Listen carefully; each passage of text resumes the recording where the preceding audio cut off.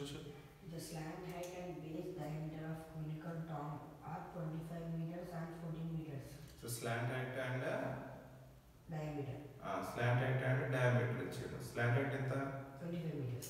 25 meters. Diameter 14 meters. 14 meters. Respectively. Respectively.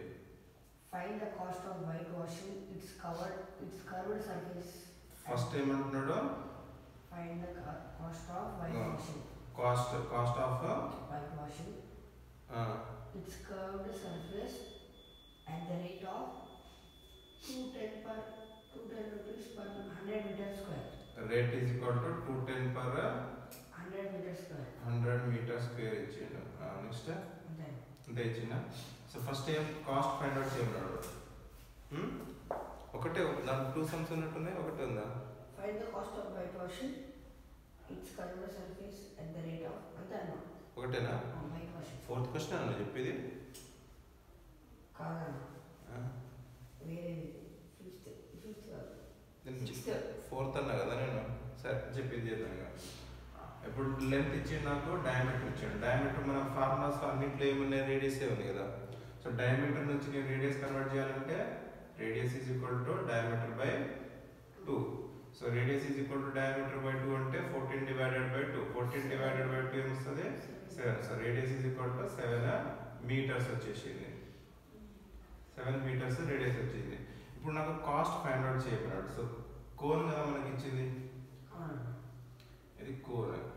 కోన్లో మనకు slant height ఇచ్చేసిండు 25 metres, radius వచ్చేసింది 7 metres. అయితే నాకు ఏమంటున్నాడు అంటే ఈ ఏరియా ఉంది కదా, ఈ ఏరియాని వాడు పెయింట్ చేయాలంటున్నాడు. అంతేనా? Paint చేయమన్నాడా?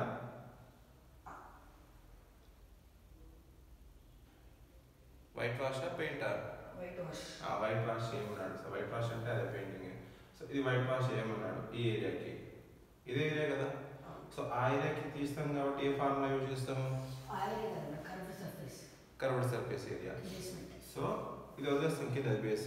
So curved surface area. Curved surface area of cone ఎంత? Pi R L. Pi R L. నాకు ఇక్కడ ఆర్ వాల్యూ ఉంది అండ్ ఎల్ వాల్యూ కూడా ఉంది. సో సబ్స్టిట్యూట్ చేస్తే 22/7 pi value into R value ఎంత? 7 ఇంటూ ఎల్ వాల్యూ ఎంత వచ్చింది మనకు? 14 కదా. 25 ఇంటూ 25. సో ఇప్పుడు 7 1s are క్యాన్సిల్ అయిపోయింది. 22 ఇంటూ 25. సో 25 22.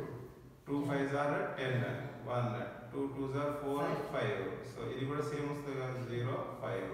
సో 550 వచ్చింది. So is equal to 550 metre square. Metre square వచ్చేసింది. సో ఇక్కడ ఒకటి వచ్చింది కదా.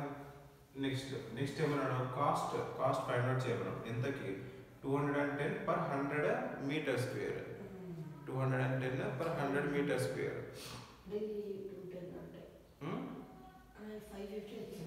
550 మీటర్ స్క్వేర్ ఉంది కదా.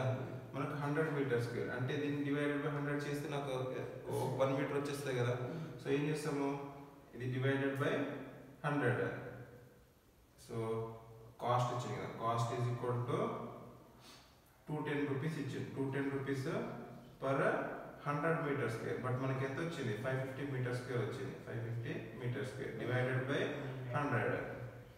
సో ఇక్కడ ఒక 0 క్యాన్సిల్, ఇక్కడ ఒక 0 క్యాన్సిల్, ఇక్కడ ఒక 0 క్యాన్సిల్, ఇక్కడ ఒక 0 క్యాన్సిల్. So 55 into 21.